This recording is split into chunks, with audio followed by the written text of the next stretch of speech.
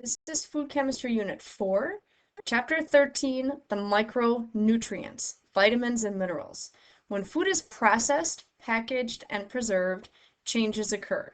It might make the food easier to eat or stored for later. Changes often damage nutrients, so we need to look at these nutrients and how the body uses them. We'll start with vitamins. These are organic compounds, which means they're made of carbon, needed in small amounts in the diet. They regulate body processes. They are not sources of energy. If vitamins are missing from the body, enzyme reactions are slowed or stopped and the body processes are hindered. Now, it took a long time for scientists to isolate and identify vitamins because they are needed in such small amounts. Now, the first isolated vitamin was isolated in 1915, and it was vitamin A. Then from 1915 to about 1950, 12 more vitamins were identified. Vitamins have names and number and letter combinations. There are two main categories of vitamins: fat-soluble and water-soluble. Fat-soluble vitamins dissolve in fats and oils. These are vitamins A, D, E, and K. They are found in fats and oils. They need bile from the liver for digestion. They're not easily excreted. Excess is stored in the liver or fatty tissue for future use. And on the negative side, too much of these can actually build to toxic levels. Why? Because they're not easily excreted. Vitamin A. This aids in night vision, but it needs to be in the retina. It maintains healthy skin. It ensures proper functioning of the immune system and the regulation and production of hormones.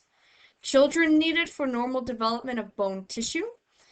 There are two basic forms in your food, in our food, right? Retinol is the active form of vitamin A. It's needed for use by the body. It's yellow and found in foods from animal sources, such as liver, butter, egg yolks, milk, and cheese. There's a precursor or provitamin.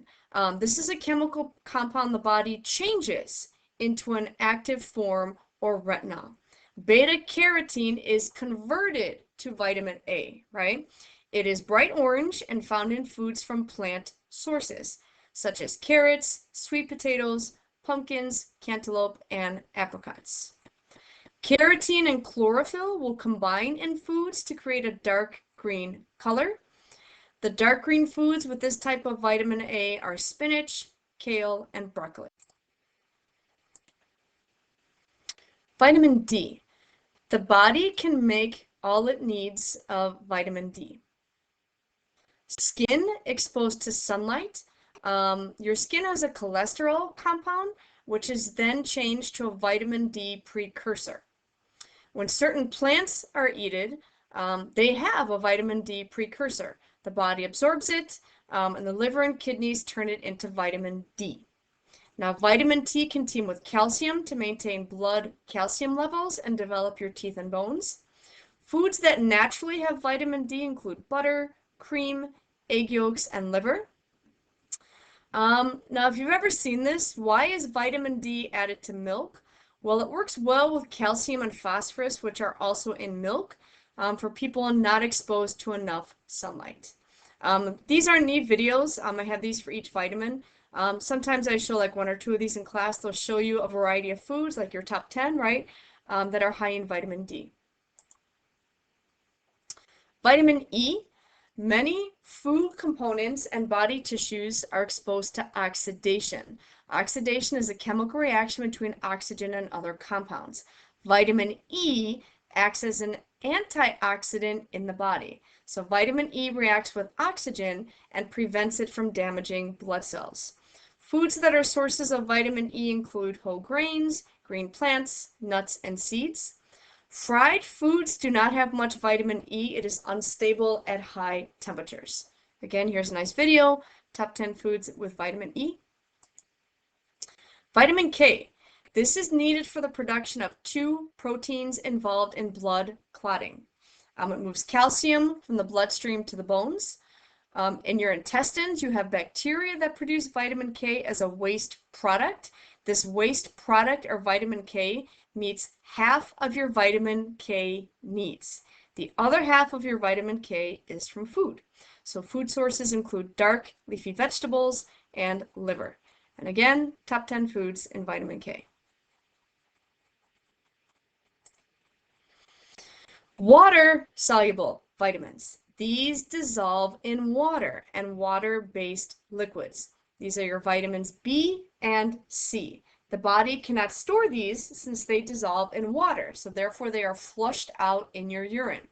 But therefore you cannot build up a toxic level of these from the foods you eat because you can excrete them more readily than your fat-soluble vitamins. Correct, make sure I didn't skip anything. Okay, the B complex vitamin group. Okay, these act as coenzymes in reactions throughout the body.